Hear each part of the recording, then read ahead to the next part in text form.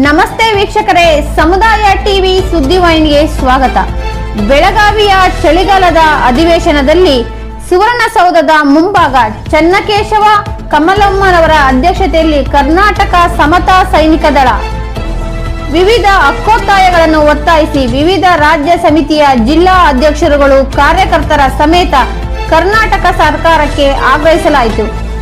ವರದಿ ಸಮುದಾಯ TV ಸಂಪಾದಕರು Anjan Kumar P, Suvarna Soudha, Belagavi. ಪೌರ ಕಾರ್ಮಿಕರನ್ನ ಕಾಯಂಗೊಳಿಸಿ ಅವ್ರಿಗೆ ನೆಮ್ಮದಿಯಾಗಿ ಜೀವನ ಮಾಡೋದಕ್ಕೆ ಅವಕಾಶ ಮಾಡಿಕೊಟ್ಟಿದ್ದಾರೆ. ಅದಕ್ಕೆ ಮೊದಲನೇದಾಗಿ ಸಿದ್ದರಾಮಯ್ಯ ಸಾಹೇಬರಿಗೆ ಕೃತಜ್ಞತೆಗಳು. ಇಷ್ಟು ದಿವಸ ನಾವು ಒಂದು ಪ್ರಾಣಿಗಿಂತ ಕಡೆಯಾಗಿ ಜೀವನ ಮಾಡ್ತಾ ಇದ್ರು ಪೌರ ಕಾರ್ಮಿಕರು.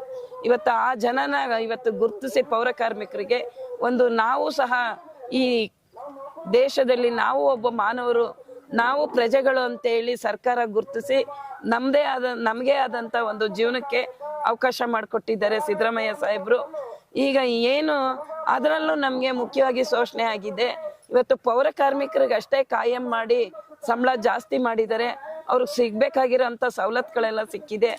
ಆದ್ರೆ ಇವತ್ತು ಏನು ಬೆಂಗಳೂರು ಸ್ವಚ್ಛ ಬೆಂಗಳೂರು ಅಂತ ಮಾಡ್ತಾ ಇದ್ದಾರೆ, ಗ್ರೀನ್ ಸಿಟಿ ರಾತ್ರಿ ದುಡಿತಾ ಇರೋಂಥವ್ರು, ಕಸ ಎತ್ತುತ್ತಾ ಇರೋಂಥ ಟಿಪ್ಪರ್ಸ್ ಡ್ರೈವರ್ಗಳಾಗಿರ್ಬೋದು, ಕ್ಲೀನರ್ಗಳಾಗಿರ್ಬೋದು, ಅವ್ರಿಗೆ ಶೋಷಣೆ ಆಗ್ತಾ ಇದೆ. ಅವರು ನೈಟ್ ಅಲ್ಲಿ ಅವರು ಕೆಲಸನ ಮಾಡ್ತಾ ಇದ್ದಾರೆ. ಅವರ ಪ್ರಾಣದ ಮೇಲೆ ಅವರು ಆಸೆನ ಇಟ್ಕೊಳ್ದೆ ಕುಟುಂಬನ ಬದಿಗಿಟ್ಟು ಬಂದು ಇವತ್ತು ನೈಟ್ ಅಲ್ಲಿ ಕಸಗಳನ್ನ ಬೆಂಗಳೂರು ಸುತ್ತಮುತ್ತ ಇರೋ ಕಸಗಳನ್ನೆಲ್ಲ ರಾತ್ರಿ ನೈಟ್ ಅಲ್ಲಿ ಶಿಫ್ಟ್ ಮಾಡ್ತಾ ಇದ್ದಾರೆ. ಊರಿಂದ ಊರಿಗೆ ತಗೊಂಡೋಗ್ತಾ ಇದ್ದಾರೆ. ಅಂತ ಅವ್ರಿಗೆ ಇವತ್ತು ಕಾಯಂ ಮಾಡಿಲ್ಲ, ಅವ್ರಿಗೆ ವೇತನ ಜಾಸ್ತಿ ಮಾಡಿಲ್ಲ, ಅವ್ರಿಗೆ ಮೂಲಭೂತ ಸೌಕರ್ಯಗಳು ಕೊಟ್ಟಿಲ್ಲ. ಇದು ದಯವಿಟ್ಟು ಸರ್ಕಾರ ಇದನ್ನ ಪರಿಗಣಿಸಿ ಕೂಡಲೇ ಅವ್ರನ್ನ ಕಾಯಂ ಮಾಡಬೇಕು. ಏನು ಇವತ್ತು ಡ್ರೈವರ್ ಆಗಿರ್ಬೋದು, ಕ್ಲೀನರ್ ಆಗಿರ್ಬೋದು, ಟಿಪ್ಪರ್ಸ್ ಸಂಬಂಧಪಟ್ಟವರಾಗಿರ್ಬೋದು, ಎಲ್ಲರನ್ನೂ ಇವತ್ತು ಕಾಯಂ ಮಾಡಬೇಕು ಅಂತ ಹೇಳಿ ಕಾಂಗ್ರೆಸ್ ಸರ್ಕಾರಕ್ಕೆ ಇವತ್ತು ನಾವು ಮನವಿ ಮಾಡ್ಕೊಳ್ತೀವಿ. ಅದ್ಭುತ ಮೇಡಮ್. ತಮ್ಮ ಕರ್ನಾಟಕ ಸಮತಾ ಸೈನಿಕ ದಳವು ಕೂಡ ಅನೇಕ ಹಕ್ಕೊತ್ತಾಯಗಳ ಜೊತೆಗೆ ಇಂದು ಪೌರ ಕಾರ್ಮಿಕರ ವಿಚಾರವಾಗಿ ಮುಖ್ಯವಾಗಿ ಘನತ್ಯಾಜ್ಯ ವಿಲೇವಾರಿ, ಲೋಡರ್ಸು, ಟಿಪ್ಪರು, ಚಾಲಕರು, ಸಹಾಯಕರು ಎಲ್ಲರ ಒಂದು ಕಾಯಮತಿ ಆಗಬೇಕು ಅಂತಾನು ಹೇಳಿದ್ರಿ. ಇದೇ ನೋಡಿ ಸಮೈಕ್ಯತೆ ಅನ್ನೋದು. ಎಲ್ಲ ಇಂಥರ ಸಮಾಜಮುಖಿ ಹೋರಾಟ ಮಾಡುವಂಥ ತಮ್ಮಂಥವ್ರಿಗೆ ತಮ್ಮ ಸಂಘಟನೆ ಎಲ್ಲ ಭೀಮ ಸಹೋದರಿಗೆ ಮಾತ್ರ ಮತ್ತೋರ್ವ ಶ್ರಮಜೀವಿಗಳ ಕಷ್ಟ ಗೊತ್ತಿರ್ತದೆ ಅನ್ನೋದು ಮತ್ತೆ ನಿರೂಪಣೆ ಆಯಿತು. ನಿಮ್ಮ ಈ ಒಂದು ಸದ್ಗುಣಕ್ಕೆ, ನಿಮ್ಮ ಈ ಎಲ್ಲ ಹೋರಾಟ ಮನೋಭಾವಕ್ಕೆ ನಾಡಿನ ವೀಕ್ಷಕರು, ನಮ್ಮ ಸಮುದಾಯ ಟಿವಿಯ ವೀಕ್ಷಕರು ಪ್ರೋತ್ಸಾಹ ಕೊಡ್ತಾರೆ, ಬೆಂಬಲ ಸೂಚಿಸ್ತಾರೆ ಅಂತ ಭಾವಿಸ್ತಾ ತಮಗೆ ಮತ್ತೊಮ್ಮೆ ಜೈ ಭೀಮ್, ಒಳ್ಳೇದಾಗ್ಲಿ, ಜೈವಾಗ್ಲಿ.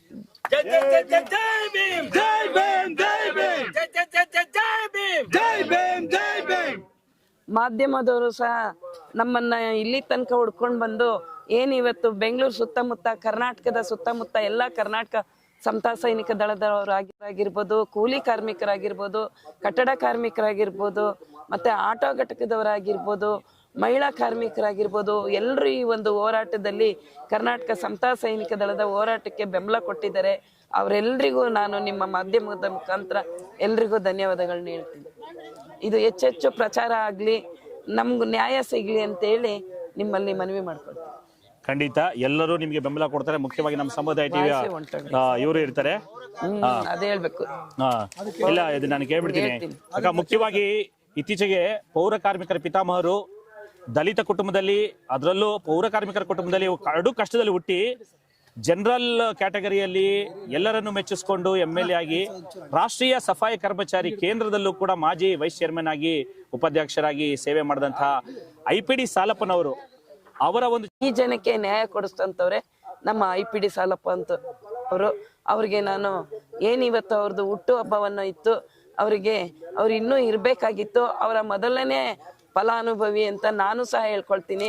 ಯಾಕಂದ್ರೆ ನಾನು ಕರ್ನಾಟಕ ಸಮತಾ ಸೈನಿಕ ದಳಕ್ಕೆ ಬಂದ್ಮೇಲೆ ನನ್ನ ಸುತ್ತಮುತ್ತ ನನ್ನ ಮನೆಯ ಸುತ್ತಮುತ್ತ ಇರೋ ಪ್ರದೇಶದ ಎಲ್ಲಾ ಪೌರ ಕಾರ್ಮಿಕರು ಬಂದು, ಮೇಡಮ್ ನಮ್ಗೆ ತುಂಬಾ ತೀರಾ ಕಡಿಮೆ ಸಂಬಳ, 800ರಿಂದ 1300 ರೂಪಾಯಿವರೆಗೂ ಇದೆ, ನಾವು ಮನೆ ಬಾಡಿಗೆ ಕಟ್ಟಕ್ಕಾಗಲ್ಲ, ಜೀವನ ಮಾಡಕ್ಕಾಗಲ್ಲ, ನಮ್ಗೆ ವೇತನ ಜಾಸ್ತಿ ಮಾಡಿಸ್ಕೊಡಿ, ನಮ್ಮ ಮಕ್ಕಳನ್ನ ನಾವು ವಿದ್ಯಾವಂತರು ಮಾಡ್ಬೇಕು, ನಮ್ಮ ಮಕ್ಕಳು ನಮ್ಮ ಕೆಲಸ ಅವ್ರಿಗೆ ಬೇಡ, ನಮ್ಮ ಮಕ್ಕಳು ವಿದ್ಯಾವಂತರಾಗ್ಲಿ ಅಂತ ಹೇಳಿ ಕೇಳ್ಕೊಂಡಾಗ ಕರ್ನಾಟಕ ಸಮತಾ ಸೈನಿಕ ದಳ ಅದರಲ್ಲಿದ್ದಂಥ ಬಿ ಚನ್ನಕೃಷ್ಣಪ್ಪ ಅವರು ಇದಕ್ಕೆ ಹೆಚ್ಚು ಗಮನ ಕೊಟ್ಟು ಸಾಕಷ್ಟು ಹೋರಾಟ ಮಾಡಿ ಕೊಟ್ಟು ನನಗೆ ಆಟೋವನ್ನ ಕೊಟ್ಟಂತರು IPD ಸಾಲಪ್ಪ ಅವರು.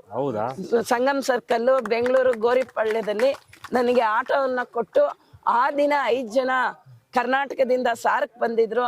ಅವರು ಮಿನಿಸ್ಟ್ರುಗಳು ಮಹಿಳೆಯರ ಆಟೋ ಓಡಿಸ್ತಾರೋ ಇಲ್ವಾ ನಾನು ನೋಡ್ಬೇಕು ಅಂತೇಳಿ ಓಪನ್ ಟಾಪ್ ಅಲ್ಲ ಅವಾಗ ಫ್ರಂಟ್ ಇಂಜಿನ್ ಆಟೋ, ಆ ಆಟೋದಲ್ಲಿ ಎಲ್ಲರೂ 5 ಜನ ಮಿನಿಸ್ಟ್ರುಗಳು ಆಟೋದಲ್ಲಿ IPD ಸಾಲಪ್ಪ ಅವರು ಕೂತು ಇಡೀ ಬೆಂಗಳೂರು ಒಂದು ರೌಂಡ್ ಹಾಕಿದ್ರು. ಆಗ DD1 ಚಾನೆಲ್ ಅಷ್ಟೇ ಟಿವಿನಲ್ಲಿ 1 hour ಪ್ರೋಗ್ರಾಮ್ ಕೊಟ್ರು. ಮತ್ತೆ ಆ ದಿನ ಅವಾಗ್ಲೇ ಬಿಡುಗಡೆ ಮಾಡಿದ್ರು. ಮಹಿಳೆಯರಿಗೆ ನಾವು ವಾಹನಗಳನ್ನ ಕೊಡ್ಬೋದು, ಇವತ್ತು ಮಹಿಳೆಯರು ಜೀವನ ಮಾಡ್ತಾರೆ, ಕುಟುಂಬ ಸುಧಾರಣೆ ಮಾಡ್ತಾರೆ ಅಂತೇಳಿ ಆ ದಿನ IPD ಸಾಲಪ್ಪ ಅವರು ತೀರ್ಮಾನ ತಗೊಂಡಂಥದ್ದು.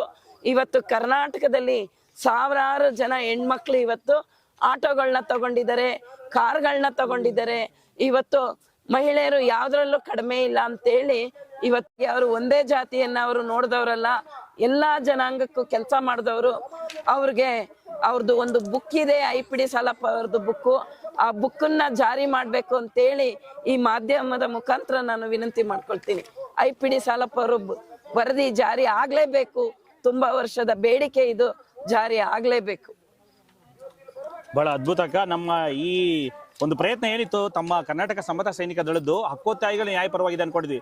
ಆದ್ರೆ ತಾವು IPD ಸಾಲಪ್ಪನವ್ರ ಬಗ್ಗೆ ಹೇಳ್ತಾ ತಾವು ಮಹಿಳಾ ಚಾಲಕಿಯಾಗಿ ಇಡೀ ಬೆಂಗಳೂರು ತಿರುಗಾಡಿ ಇಡೀ ರಾಜ್ಯಕ್ಕೆ ಮಹಿಳೆಯರಿಗೂ ಕೂಡ ವಾಹನ ಕೊಟ್ಟು ಚಾಲನೆ ಮಾಡ್ಬೋದು, ಅವರು ಕೂಡ ಸಂಪಾದನೆ ಮಾಡ್ತಾರೆ ಅಂತ ತೋರಿಸ್ಕೊಡೋದಕ್ಕೆ ದಾರಿ ದೀಪ ಆಗಿದ್ರಿ.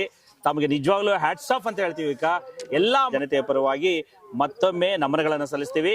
ನಿಮ್ಮ ಹೋರಾಟ ಹೀಗೆ ಮುಂದುವರಿತಾ ಇರಲಿ, ಇದೇ ರೀತಿಯಾದಂತಹ ಒಂದು ಐತಿಹಾಸಿಕ ಸುಧಾರಣೆಗಳಾಗ್ಲಿ ಅಂತ ಮನಸ್ಫೂರ್ತಿಯಾಗಿ ಹಾರೈಸ್ತೀವಿ ಅಕ್ಕ. ಜೈ ಭೀಮ್ ಎಲ್ರು. ಜೈ ಭೀಮ್. ನಮಸ್ಕಾರ ಸಮುದಾಯ ಟಿವಿಯ ವೀಕ್ಷಕರೇ, ಬೆಳಗಾವಿನಲ್ಲಿ ಚಳಿಗಾಲದ ಅಧಿವೇಶನ 2025 ಕರ್ನಾಟಕ ಸರ್ಕಾರದ್ದು ಕಲಾಪಗಳು ನಡೀತಾರೆ, ನಿಮಗೆಲ್ಲ ತಿಳಿದೇ ಇದೆ. ಇಲ್ಲಿ ಜನತೆಯ ಪರವಾಗಿ, ಸಮಾಜದ ಕಟ್ಟ ಕಡೆಯ ಪರವಾಗಿ ಇರ್ತಕ್ಕಂಥ ಅನೇಕ ಹಕ್ಕೊತ್ತಾಯಗಳನ್ನು ಅನೇಕ ಸಂಘಟನೆಗಳು ಮಾಡ್ತಾ ಇದ್ದಾವೆ. ಅದರಲ್ಲೂ ತನು ಮನ ಧನ ಅರ್ಪಿಸಿ ಶತಾಯಗತಾಯ ಹಕ್ಕುಗಳನ್ನು ಸಾಧಿಸ್ಕೊಳ್ಬೇಕು.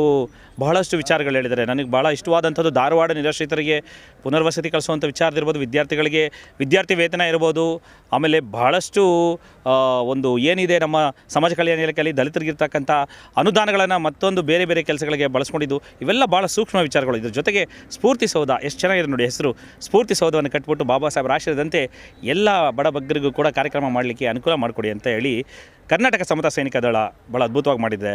ಇದರ ನಮ್ಮ ಚೆನ್ನಕೇಶ್ವರ್ ಅವರು ಮತ್ತು ನಮ್ಮ ಕಮಲಮ್ಮನವರ ಅಧ್ಯಕ್ಷತೆಯಲ್ಲಿ ಅನೇಕ ಜಿಲ್ಲೆಯ ಎಲ್ಲ ಸಮಿತಿ ಅಧ್ಯಕ್ಷರುಗಳು ಎಲ್ಲ ಸೇರ್ಕೊಂಡಿದ್ದಾರೆ. ಈಗ ನಮ್ಮ ಬೆಳಗಾವಿಗೆ ಸಂಬಂಧಪಟ್ಟಿರತಕ್ಕಂಥ ಪದಾಧಿಕಾರಿಗಳು ಇವತ್ತಿನ ಒಂದು ಈ ಹೋರಾಟ ಹೇಗೆ ಅನಿಸ್ತು ಅಂತ ವಿಚಾರ ತಿಳ್ಕೊಳ್ಳೋಣ. ಅಣ್ಣ ನಮಸ್ಕಾರ. ನಮಸ್ಕಾರ ಆತ್ಮೀಯ ಬಂಧುಗಳೇ, ಎಲ್ಲರಿಗೂ ಜಯ ಭೀಮ್ ವಂದನೆಗಳು. ನಾವು ಚಳಿಗಾಲ ಅಧಿವೇಶನದಲ್ಲಿ ನಮ್ಮ ಕರ್ನಾಟಕ ಸಮತಾ ಸೈನಿಕ ದಳ ವತಿಯಿಂದ ವಿವಿಧ ದಲಿತ ಬೇಡಿಕೆಗಳನ್ನ ಈಡೇರಿಕೆ ಸಲುವಾಗಿ ದಿನಾಂಕ 17/12/2025 ಹೋರಾಟವನ್ನು ಹಮ್ಮಿಕೊಂಡಿದ್ವಿ. ಅದರಲ್ಲಿ ಪ್ರಮುಖವಾದ ಬೇಡಿಕೆ ಅಂದರೆ ದಲಿತ ಮುಖ್ಯಮಂತ್ರಿ ಹೋರಾಟ ಒಂದು, ಅದು ಅಲ್ಲದೆ ಮತ್ತೊಂದು ಹೋರಾಟ ಅಂದರೆ ಸ್ಫೂರ್ತಿ ಸೌಧದ ಉದ್ದೇಶ ಏನಪ್ಪ ಅಂದರೆ ಕರ್ನಾಟಕ ವಿಧಾನಸೌಧ ಮತ್ತು ವಿಕಾಸದ ನಡುವೆ ಸ್ಫೂರ್ತಿ ಸೌಧವನ್ನು ಈಗಾಗಲೇ ಕಳೆದ BJP ಸರ್ಕಾರದಲ್ಲಿ ಮಾನ್ಯ ಬೊಮ್ಮಾಯಿ ಸರ್ ಅವರು ಏನು ಮಾಡಿದ್ದಾರೆ ಅಂದರೆ ಅಡಿಗಲ ಸಮಾರಂಭವನ್ನು ಮಾಡಿದ್ದಾರೆ. ಅದನ್ನು ಬೇಗ ಕಟ್ಟಿ ಅದನ್ನು ಜನರಿಗೆ ಅನುಕೂಲ ಆಗುವಂಥ ಕೆಲಸಗಳನ್ನ ಮಾಡಬೇಕು ಅಂತೇಳಿ ನಮ್ಮ ಕರ್ನಾಟಕ ಸಮತಾ ಸೈನಿಕರ ಅಜೆಂಡಾ ಆಗಿತ್ತು. ಇದರ ಮುಖ್ಯ ಉದ್ದೇಶ ಈ ಸ್ಫೂರ್ತಿ ಸೌಧ ಹುಟ್ಟು ಹಾಕಿದಂಥವರು ನಮ್ಮ ನಿಕಟಪೂರ್ವ ಅಧ್ಯಕ್ಷ ಅಂತ B. ಕೃಷ್ಣಪ್ಪ ಸರ್. ಸರ್, ಇವತ್ತಿನ ಹೋರಾಟದ ಯಶಸ್ಸು ಎಷ್ಟರ ಮಟ್ಟಿಗೆ ಆಯಿತು ಅಂತ ತಮಗೆ ಅನಿಸ್ತು? ಎಲ್ಲರಿಗೆ ಜೈ ಭೀಮು. ಇದು ಪೂರ್ತಿ ಸೌಧದ ಮುಂದೆ, ಇದು ಸುವರ್ಣಸೌಧದ ಮುಂದೆ ಚಳಿಗಾಲ ಅಧಿವೇಶನದಿಂದ ನಮ್ಮ ರಾಜ್ಯಾಧ್ಯಕ್ಷರಾದ ಕಮಲಮ್ಮನವರ ನೇತೃತ್ವದಲ್ಲಿ ಈ ಹೋರಾಟವನ್ನು ಹಮ್ಮಿಕೊಂಡಿದ್ವಿ. ಬಾಬಾ ಸಾಹೇಬರು ಆಶಯಂತೆ B. ಚೆನ್ನಕೇಶಪ್ಪ ಅವರು ಕೆಲವು ಬೇಡಿಕೆಗಳನ್ನು ಬಡವರಿಗೆ ಆಶಾದಾಯಕಗಳನ್ನು ಕೊಡುಗೆಗಳನ್ನು ಕೊಟ್ಟಿದ್ದರು. ಬಹುಮುಖ್ಯ ಬೇಡಿಕೆ ಅವ್ರದ್ದು ಕನಸು ನನಸೇ ಮಾಡತಕ್ಕಂಥದ್ದು ವಿಧಾನಸೌಧ ಮತ್ತು ವಿಕಾಸಸೌಧ ಮಧ್ಯೆ ಸ್ಫೂರ್ತಿ ಸೌಧ ಮಾಡ್ಬೇಕನ್ನೋದು ಭಾಳ ಕನಸು ಅವ್ರದ್ದು. ಯಾಕಂದರೆ ಸುಮಾರು ನಿಗಮಗಳು ಬೇರೆ ಬೇರೆ ಕಡೆಗೆ ಇರೋದ್ರಿಂದ ಆ ನಿಗಮಗಳೆಲ್ಲ ಒಂದೇ ಕಡೆಗೆ ಸೇರಿ ಎಲ್ಲ ಜನರಿಗೆ ಅನುಕೂಲ ಆಗ್ಬೇಕಂತೇಳಿ ಅವ್ರದ್ದು ಸಾವಿರದ ಕನಸು ನೆನಸಾಗಲ್ಲ ಅಂತೇಳಿ ಈ ಹೋರಾಟದ ಮುಖಾಂತರ ನಮ್ಮ ಅಧ್ಯಕ್ಷರ ಎಲ್ಲ ಜಿಲ್ಲಾ ಮುಖಂಡರು, ತಾಲೂಕು ಮುಖಂಡರು, ವಿಭಾಗೀಯ ಮುಖಂಡರು ನೇತೃತ್ವದಲ್ಲಿ ಈ ಚಳಿಗಾಲ ಅಧಿವೇಶನದಲ್ಲಿ ಮನವಿ ಕೊಟ್ಟು ಈ ಹೋರಾಟಕ್ಕೆ ನಾವು ರೆಡಿ ಇದ್ದೀವಿ ಅಂತ ಹೇಳ್ತಾ ನಮ್ಮ ಮನವಿಯನ್ನು ಸ್ವೀಕಾರ ಮಾಡಬೇಕು ಅಂತೇಳಿ ತಮ್ಮಲ್ಲಿ ವಿನಂತಿ. ತಮ್ಮ ಹಕ್ಕೊತ್ತಾಯ, ತಮ್ಮ ಒಂದು ಈ ಏನಿದೆ ನ್ಯಾಯಸಮ್ಮತವಾಗಿದೆ ಒಂದು ಬೇಡಿಕೆ. ಹಾಗಾಗಿ ನಾಡಿನ ಜನತೆಗೆ ಇದಕ್ಕೆ ನಿಮಗೆ ಒಕ್ಕೊರಲಿನಿಂದ ಸಪೋರ್ಟ್ ಮಾಡ್ತಾರೆ ಅನ್ಸುತ್ತೆ. ಒಳ್ಳೆಯದಾಗಲಿ. ಜೈ ಭೀಮ್. ಮುಖಂಡರೆಲ್ಲ ಆಗಮಿಸಿ ನಮಗೆಲ್ಲ ಬೆಂಬಲ ಕೊಟ್ಟಿದ್ದಕ್ಕಾಗಿ ಅವರಿಗೆ ಧನ್ಯವಾದಗಳನ್ನು ಹೇಳಿ ನಮ್ಮ ಎರಡು ಮಾತು ಮುಗಿಸ್ತೇನೆ. ಭಾಳ ಅದ್ಭುತ. ನಿಮ್ಮೆಲ್ಲರ ಒಗ್ಗಟ್ಟು ಖಂಡಿತ ಯಶಸ್ಸನ್ನು ನೀಡತ್ತೆ ಅಂತ ನಮ್ಮ ಸಮುದಾಯ ಟಿ ವಿ ವತಿಯಿಂದ ಹಾರೈಸ್ತೇವೆ. ಜೈ ಭೀಮ್. ಬೆಳಗಾಮ ರಾಮಚಂದ್ರ ಮೇಲ್ಮನಿ ಅಂತ. ಈ ಚಳಿಗಾಲದ ಅಧಿವೇಶನಕ್ಕೆ ಎಲ್ಲ ನಮ್ಮ ಮುಖಂಡರು ಬಂದು ಒಂದು ಇದು ಮಾಡಿದ್ದಾರೆ. ಮತ್ತು ನಮ್ಮದು ಆಶೆ ಅಂದರೆ ರಾಜ್ಯಾಧ್ಯಕ್ಷರು ಬಿ ಚನ್ನಕೇಶಪ್ಪರ ಆಶೆ ಒಂದಿತ್ತು, ಸ್ಫೂರ್ತಿ ಸೌಧ ಆಗಲೇಬೇಕಂತ. ಅದಂತೂ ನಾವು ಬಿಡೋದಿಲ್ಲ, ಆಗಲೇಬೇಕದು. ಎಷ್ಟು ಬೇಗ ಆಗ್ತೈತೆ ಅಷ್ಟು ಒಳ್ಳೆಯದು. ಇಲ್ಲಾಂದ್ರೆ ಮುಂದೆ ನಾವು ಇನ್ನೂ ವಿಧಾನಸೌಧಕ್ಕೂ ನಾವು ಮುಕ್ತಿಗೆ ಹಾಕೋಕ್ಕೂ ರೆಡಿ ಇದ್ದೀವಿ. ಹಾಗಾಗಿ ಇನ್ನೂ ಈ ದಲಿತರಿಗೆ ಇನ್ನೂ 75 ವರ್ಷ ಆದರೂ ಇನ್ನೂ ಸಮಾನತೆ ಸಿಗ್ತಾಯಿಲ್ಲ. ಇನ್ನೂ ಈ ನಮ್ಮ ಸರ್ಕಾರ ನಮ್ಮದೇ ಇದ್ರೂ ಏನು ಇದು ಮಾಡ್ತಾಯಿಲ್ಲ. ಇವೆಲ್ಲ ಇನ್ನೂ ಬೇಡಿಕೆಗಳು ಭಾಳ ಇವೆ. ಇನ್ನೂ ನಾವು ಮುಂದಿನ ದಿನದಲ್ಲಿ ಇನ್ನೂ ಉಗ್ರವಾದ ಹೋರಾಟ ಮಾಡೋಕ್ಕೆ ನಾವು ಸಿದ್ಧ ಇದ್ದೇವೆ.